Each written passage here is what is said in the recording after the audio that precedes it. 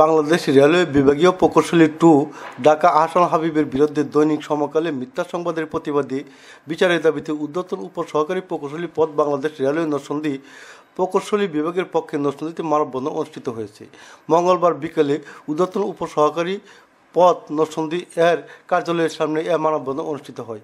মানববন্ধনের বক্তারা প্রকাশিত সংবাদের তীব্র নিন্দা ও প্রতিবাদ জানান।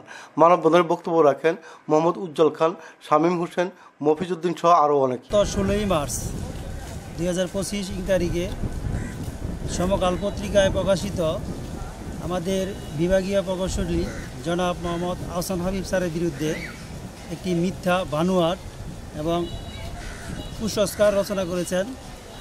তারা বলেছেন যে স্যার নাকি দুর্নীতি করেছেন।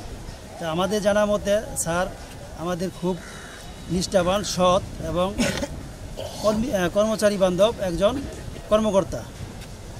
এই সমকালের এই রিপোর্টের পরিপ্রেক্ষিতে আমরা এর তীব্র নিন্দা এবং প্রতিবাদ জানাচ্ছি। আমাদের নরসিংদী রেলওয়ে স্টেশনের প্রকৌশল কর্মচারীর পক্ষ থেকে এর তীব্র নিন্দা জানাচ্ছি এবং বিচার দাবি জানাচ্ছি। আমি নরসিংদী পিডব্লিউ অফিস থেকে বলছি। স্যার খুব ভালো মানুষ, ন্যায় নিষ্ঠাবান।